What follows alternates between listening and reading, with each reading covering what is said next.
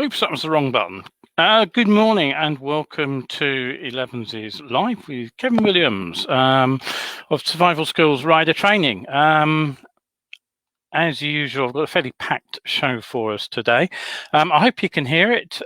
We do have the sort of the obligatory lawnmower going outside at the moment. Not mine, I hasten to add, but somebody up the road who's busy mowing their lawn. I always wonder about people who complain about motorcycle noise and then spend 2 hours mowing a pocket handkerchief lawn with an effectively unsilenced petrol lawnmower. But hey ho, what do I know? Right, what have we got for you today? It's a bit of a Euro special, actually. I've got some stories about riding in Europe. In Spain, you'll need to watch out for some lower speed limits that came in last month. France has been installing intelligent lights that stop you if you're traveling faster than the speed limit. And they're also providing free COVID tests if you're a visitor. I'll be asking what constitutes a defective road surface. We'll look at why 12,000 learners could actually lose their license as soon as they pass their test.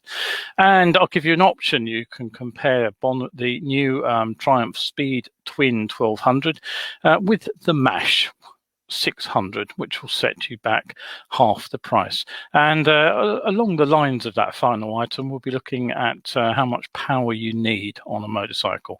So stay tuned for the next 35 minutes or so while we take you through those stories. Don't forget, you can join me every Wednesday and Sunday for these shows at 11 o'clock.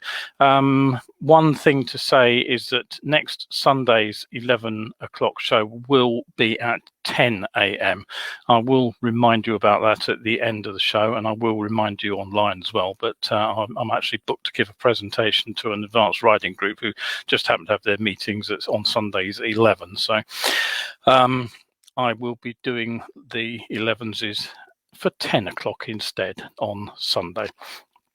Right, so don't forget, if you have any questions, any comments, any feedback generally on anything in the show, or any questions that you'd like to ask, do drop me a line and I'll be more than happy to cover those. I'm just going to make a note to remind you about the 10 o'clock 11s. There we go, I've got that now in my notes, and I'll get back to that at the end of the show. Right, so on with the stories. Now, the first one today was about the Spain and what have they done with their speed limits. Well, the answer is that they have reduced speed limits on many urban roads. The change actually came into effect on May the 11th, and it does cover the whole country. Now, these changes have been in the pipeline for over a year. They were approved by the Spanish cabinet last November, and they are now in force. The thing is, having read the directive, I have to say I'm almost totally confused as to what speed limit operates where. So you will have to be really careful and keep an eye open for road signs.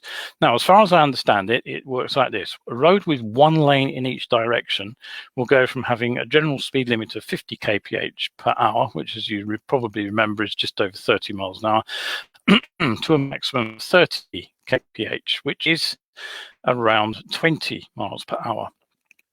Now, single lane roads, where there is one-way traffic, with the pavement raised above the road, will have a new speed limit of 30 kph. Where the road is one-way, single lane, or double lane roads with two-way traffic, where the pavement and the road are at the same level, you following this? It's tricky, isn't it? So if basically it looks to me like you have to have that step up onto the pavement, and if you don't get a step up onto the pavement, then the speed limit will be reduced even further to 20 kph, which is about 13 miles per hour. Now, roads with two lanes or more of traffic in each direction, so 4 lanes in total minimum, will keep this speed limit of 50 kph unless you happen to be driving a dangerous vehicle, in which case it's, or dangerous load, I should say, carrying a dangerous load, in which case it's 40 kph, but I doubt that it will apply to most motorcyclists. And final point, the limits won't apply to main routes through major cities. So all in all, that is a pretty complex change, and I can imagine that quite a few riders will be caught out by that. Something else to be aware of is that there'll no longer be a 20 kph overtaking allowance on secondary roads either. Now you may not exceed the speed limit even if you do want to overtake. So fines are pretty swinging, €100 to €600, and the loss of points on your license if you happen to have a Spanish license. And if you exceed the urban speed limit by 60 kph, which is about 37 miles per hour over the limit, that's a crime against road safety and punishable with a prison sentence of between 3 and 6 months or community service for 30 to 90 days and an automatic ban. Now, why have these changes gone in? Why are the speed limits being dropped? Well, the answer is that there's apparently been a 69% increase in accidents in Spanish cities in recent years, which is a truly astonishing rise. Hopefully that is actually a true number and not something inflated to meet the requirement to increase or decrease the speed limit. People can be very selective picking statistics, but basically what they're saying is that it's largely been caused by delivery vehicles in Spanish cities, and they're blaming COVID lockdowns and restrictions have made things worse, they're saying.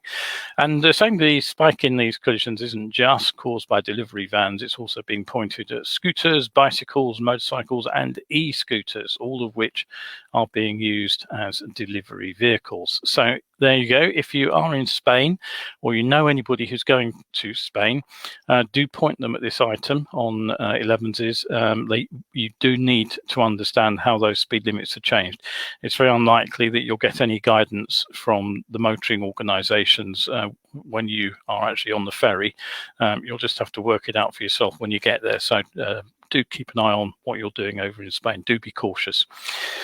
Over in France, there's been a U-turn on the use of traffic lights that turn green if you approach them within the speed limit, but stay red if you're approaching over the limit. Now, the idea of these is, what they do is they force a speeding vehicle to stop, and then the driver has to wait for the lights to change. Now, if I first encountered these in Spain 20 odd years ago, but I hadn't heard that they'd been introduced in France. I certainly hadn't come across any in my most recent trip, which is now several years ago, unfortunately.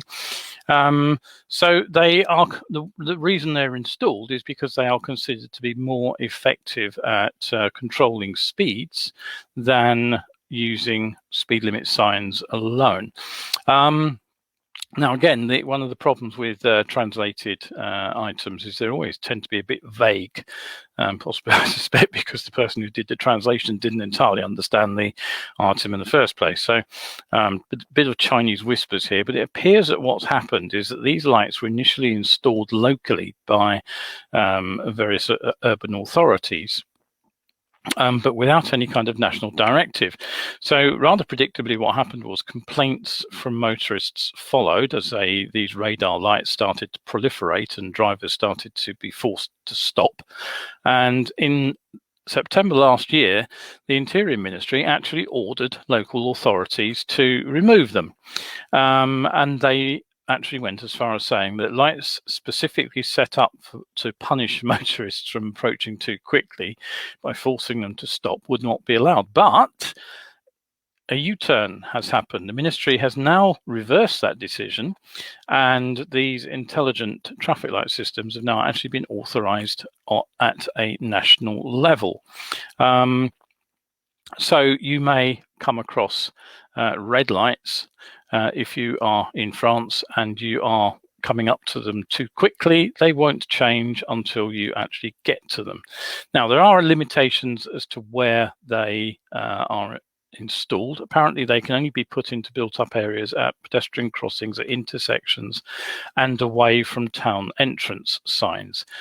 So basically, what they can't be used to do is bring you to a halt at a new speed limit if you aren't slowing down in advance of that speed limit, and they can be used in 30 and 50 km/h zones. They don't need to alert you to their presence. They will just operate like normal traffic lights. And should you choose to ignore one because you don't want to stop and wait, the penalty for jumping the light remains the same as it would do for a standard traffic light. It's $135 euro fine and 4 points off your French driving license. One other warning, if you're heading to our nearest European neighbour, there will be around 450 unmarked radar speed detection cars on French roads by the end of 2021. So the days of UK riders heading to France and treating the country as a bit of a racetrack are coming to an end. Don't forget, you can be pursued back here at home, even if people don't think they can be, they have been. Now, on the other hand, one bit of positive news is that if you do venture over the channel, France is currently one of the only countries in Europe to provide free PCR tests for tourists. They currently cost €100 or more in other countries, but the French test will be available to all tourists, including second homeowners who visit France this year. The European Affairs Minister Clément Beaune said it would be in France's interest to provide the tests, as it would help the country remain one of the most popular destinations for tourists in Europe. For us, it is an economic consideration, he said. It came out in an interview with the Europe 1 C News Les Echos about traveling Europe this summer, when he was talking about the PCR testing and the planned European Digital Green Certificate for travel. Now, this Digital Green Certificate will help ease travel between countries in Europe, as it will contain information about the health status of passengers. In order to travel, passengers need to have been vaccinated against COVID-19 or have taken a negative PCR test at least 48 hours beforehand. And those PCR tests may also be required upon arrival in a destination country.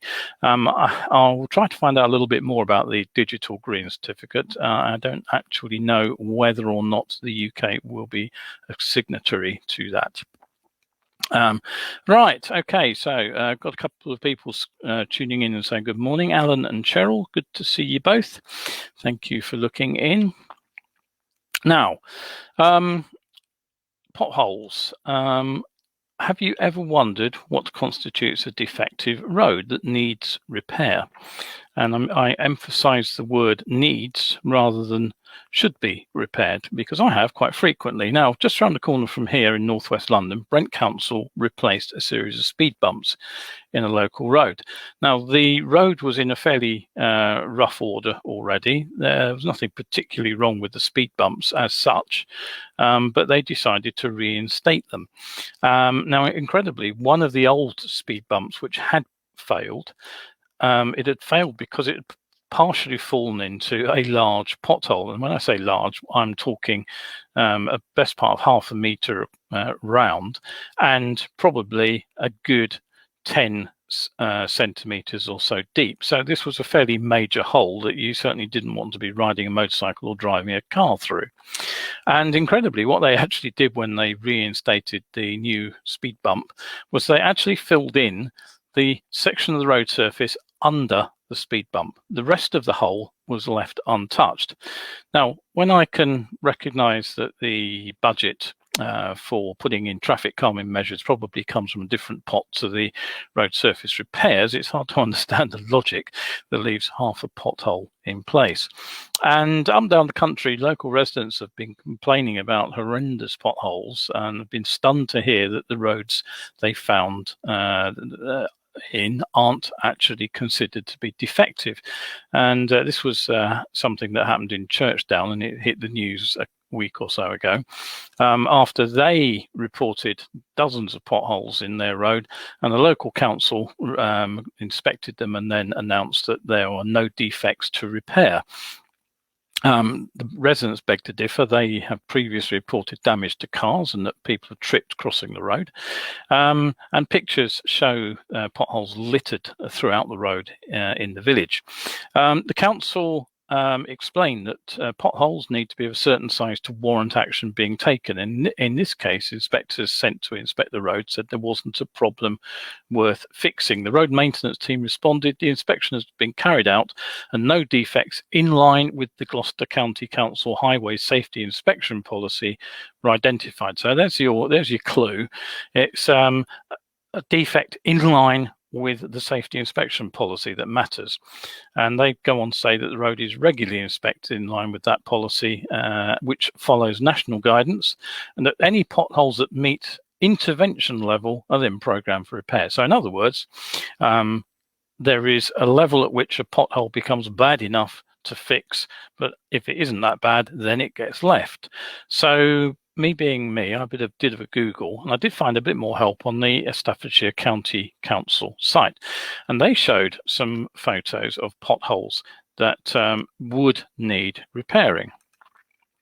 For example, this one here, let me just get that up on screen for you. That one there gives you an idea of a pothole that they would be aiming to fix. As you can see, it's wide and it's also deep. And the important thing really there is that it's actually gone right through the tarmac layer, the wearing course as it's known, and into the base course itself, which is the sort of the stone layer which supports the tarmac on top of it. So basically that's a fairly serious pothole. It will rapidly deepen and it will get bigger if something isn't done about it. But the article continues that not all potholes that form on our roads require immediate repair, and most reported to us generally receive a lower category of priority for repair depending on their depth, and this is important too, their position in the road and the volume of traffic using the route. So this, excuse me, this apparently would be an example of a pair of holes which wouldn't need immediate repair. They would be treated as non-urgent. Although, as you can see, in both cases, the tarmac surface has again failed, and you're starting to see the stone chips underneath starting to appear out of the hole. So you wouldn't want to hit that on a motorcycle. You wouldn't even want to hit it in a car, quite frankly, because it's the sort of pothole that would cause you, potentially to crash a bike if you were leant over when you hit it, and it could certainly cause a tire damage. Okay, so what else doesn't count? Well, the answer is to that cracks, edge failure, ruts are also treated as non-urgent, although indicative, it says, of the partial or total failure of the layers of the road surface and a situation that will inevitably lead to the formation of potholes. So the problem is, if you live on a road which doesn't get a lot of traffic, if you are on a road where the pothole is not immediately under the wheel tracks of the car, even though it might be in a place where a motorcycle might hit it, it would appear that you're not going to get a fix. Having said that, at the moment, one pothole is repaired about every 19 seconds on UK roads, but unfortunately decades of neglect have meant that the backlog appears to be getting bigger rather than smaller. So, okay, that gives you a clue about how potholes are actually assessed. So hopefully you found that some useful information there. So don't forget, Elevenses, I do try to provide you with useful information as well as news. I'm on Sundays and Wednesdays at 11, but do remember that next Sunday's broadcast will be at the earlier time of 10 a.m. as I'll be delivering a presentation to an advanced motorcycle group at 11 for their monthly meet. So, okay. You may be surprised to know that 12,000 learner drivers could have their license suspended as soon as they pass their test. Now, you might be wondering how that might be, but what it turns out is that some 10,600 learner drivers have between 7 and 9 points on their provisional license, whilst 1,800 have 10 or more. Now, points on a provisional license are carried over to a full license. And here's the rub. If a learner gets 6 or more points within the first 2 years of passing the test, their license will be revoked. And the 52,800 men already have points on their provisional license, and so do 12,200 women. Now, female learners, it says, do have significantly fewer points across the categories, but even so, it's still a fairly significant number. Learners in their 20s are the worst for having penalty points. DVLA data shows that 26,500 provisional license holders in their 20s already have 1 or more endorsements on their driving record. So how can you avoid passing your test and getting an instant ban? There's only one way. Basically, you need to stay on your learner license until the points expire before you take the test, which is kind of a bit mad, really, when you think about it. What it means is you can actually get up to 12 points on the learner license and still carry on driving. But if you pass your test and therefore become a qualified driver, then the 6-point rule kicks in and your license is promptly taken away from you. Now, obviously, that impacts car drivers fairly seriously because they can't drive a car on their own on a provisional license, but motorcyclists can and do. Obviously, we have the huge numbers of learner riders hooning around on motorcycles at the moment. So it would be really interesting to know how many of those points actually apply to motorcyclists rather than drivers. But unfortunately, I don't know the answer to that. If anybody does have that data, I'd be very, very interested indeed to see it. Right, so, okay. On some motorbikes. The British manufacturer Triumph has launched its latest iteration of the Speed Twin, and it's going out globally. Here is a picture of it. As you'll see, it's the classic Triumph design. You have a tubular steel frame. As far as I can tell, non-adjustable Marzocchi forks on the front end of the bike, and at the back end you have preload only adjustable shocks at the rear. Excuse me, I'm getting hay fever at the moment. All of a sudden the sun's come out and the hay fever's kicked in. The bike sits on 17-inch cast alloys, which have got Metzeler Racetech tyres on board. Wheelbase is 1,413 millimeters or 56 inches, and the bike weighs 216 kilos or a fairly weighty 476 pounds. Disc brakes all round with switchable ABS. The Euro 5 compliant motor is 1200cc, as you'd expect.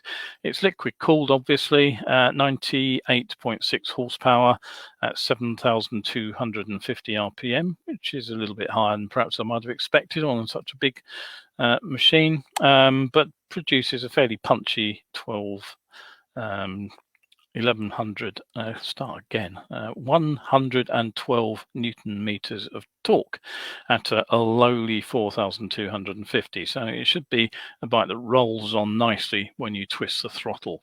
And you get a 6-speed gearbox, which I suspect is probably a bit overkill on a bike like that. You'd almost certainly get away with 5 gears, maybe even 4, frankly.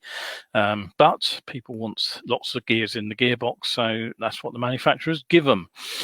So how much are you actually going to pay for this machine?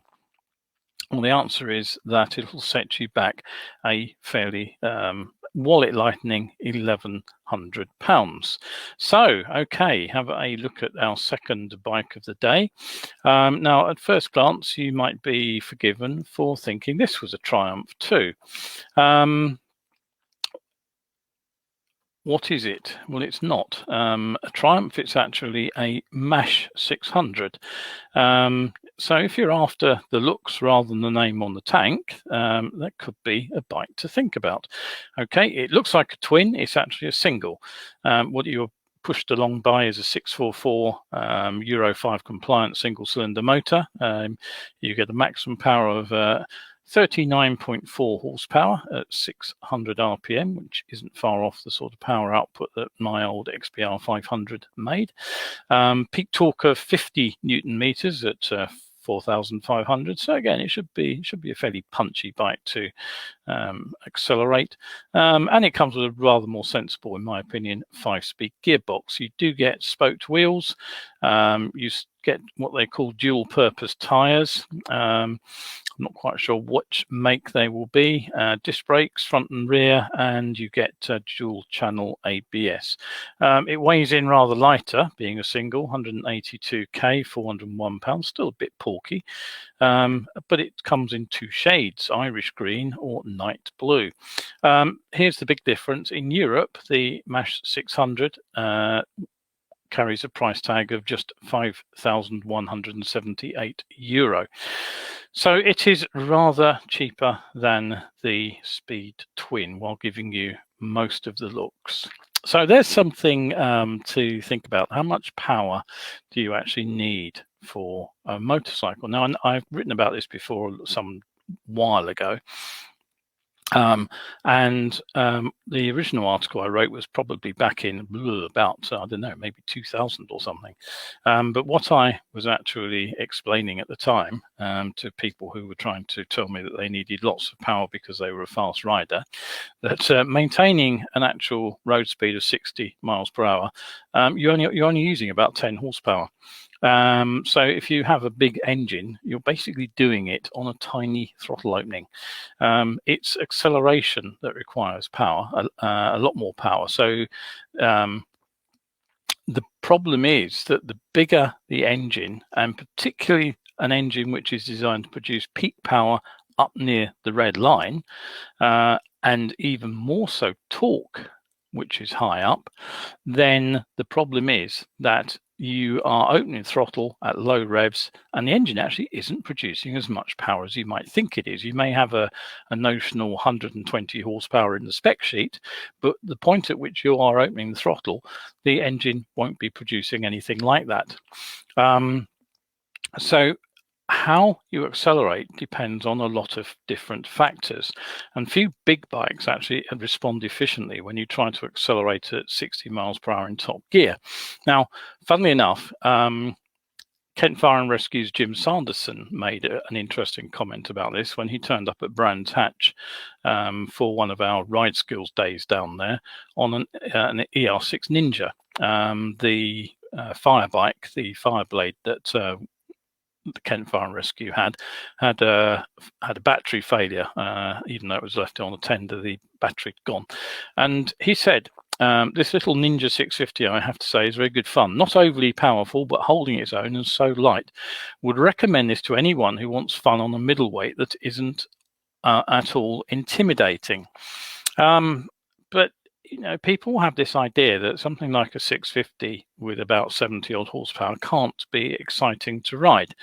But years ago, some of the events at Brands Hatch were open races where they mixed classes up, and they were always great fun. And I recall watching Damon Hill on a TZ250 Yamaha trouncing much more powerful 1000cc 4-cylinder machines to win an end of season championship race. Now, a decent production TZ250 put out about 80 horsepower. That's about 10 more than the ER6, the MT-07, or the new R7 Yamaha, which is replacing the 4-cylinder R6. I was talking about that bike a couple of weeks ago. So yeah, not intimidating. Well, I don't know about it. You see, if you're a TT fan, you may have noticed that the ER6 has become the basis for a very successful race, which has replaced the old two-stroke TZs. They're very popular on the Irish road races too. So how much power do we actually need? Well, back in 2006, Ride Magazine actually stuck a data logger on their GSXR 600, and they actually got some real data. Now, this was really quite interesting because what they did was they sent 4 of their staff out to ride a route around some of their favorite roads, one of the routes that they actually use for testing motorcycles.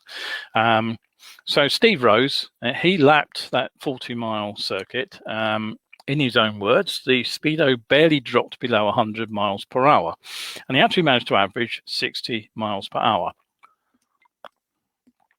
So you probably guessed by now that that was a highly illegal ride.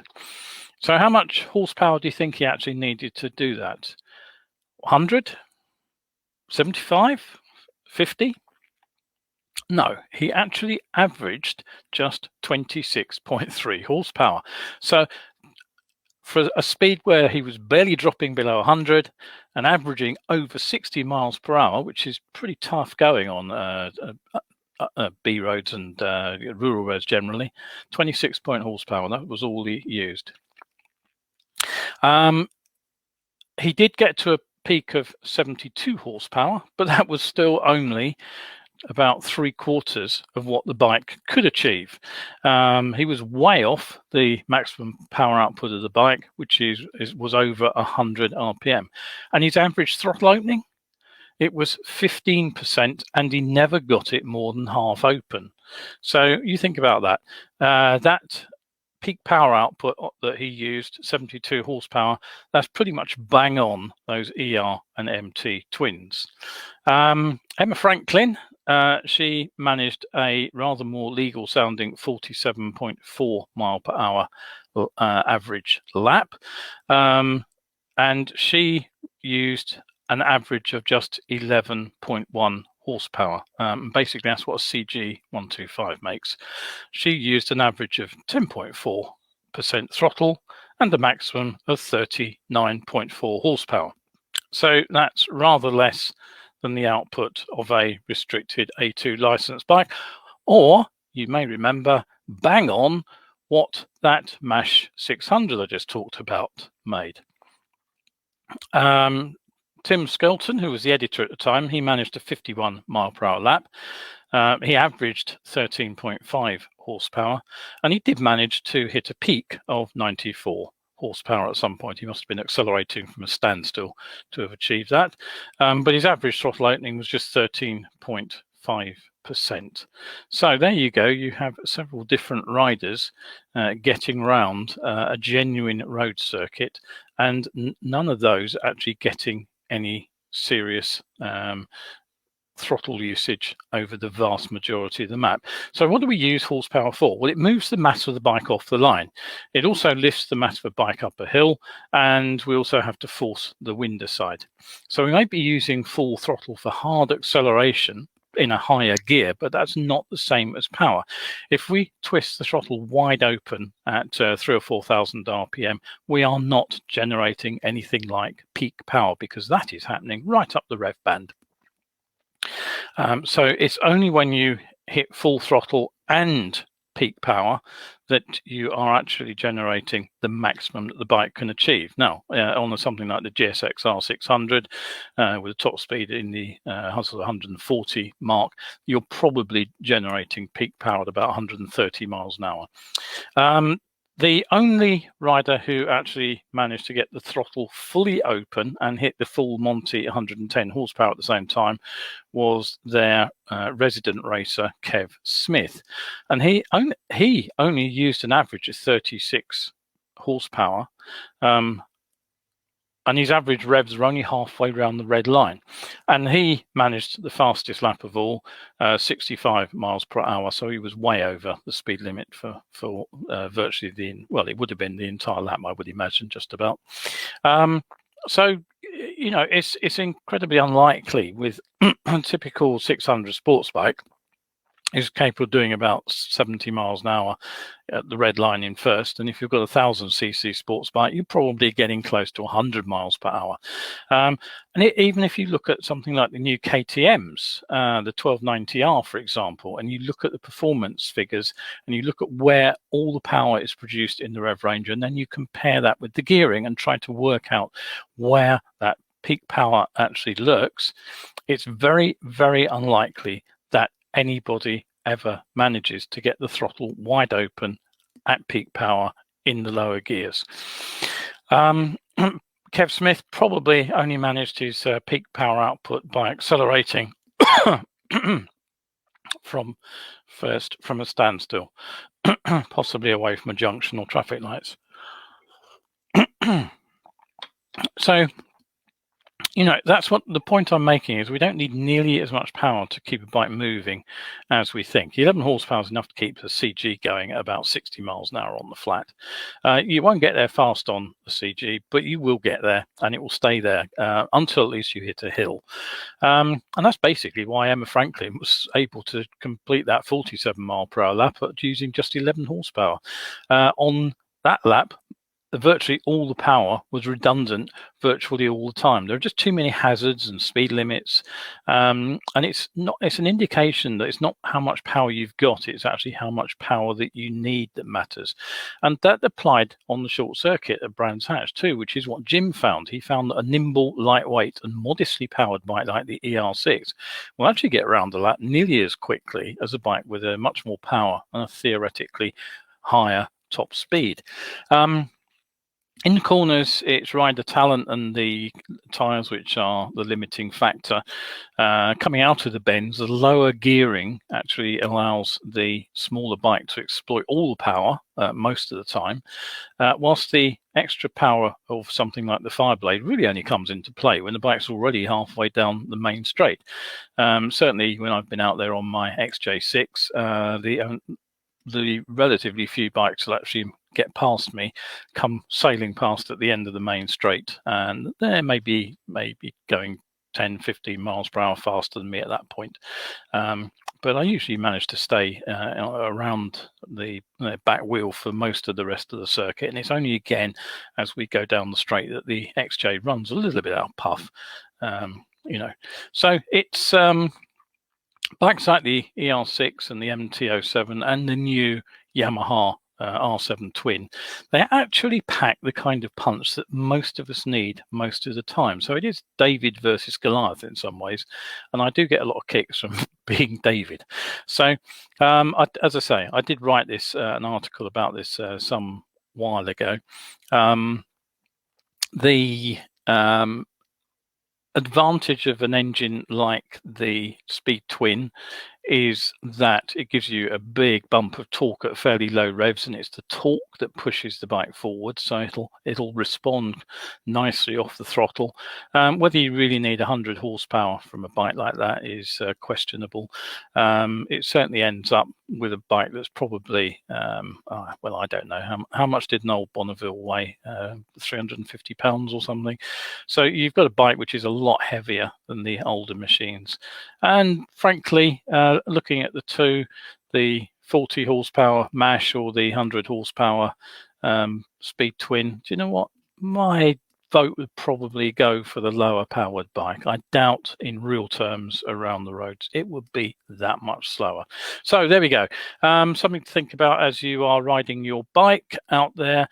Just have a think about where peak power is on your bike and have a look at the figures to see where it makes peak torque, because it is the torque and the torque curve that matters more than anything else. Right, I'm going to call it quits in just a moment. A couple more comments. Andrew Melton has asked how many banned drivers are still driving. Absolutely no idea, Andrew. It's I don't know. But the point that I was making was that it's provisional license holders who could lose their license as soon as they move on to a full license. And Nigel said, good morning, just in time for the end. No matter, you can always go back and watch the beginning again, can't you? Right, okay, so last things last, then sign off. Don't forget, 10 o'clock for Elevenses on Sunday due to the presentation I'll be giving at 11. And one other piece of news, I will be giving a webcast on Monday night at 7:30 for anyone who has supported me over on Coffee for the last year and more.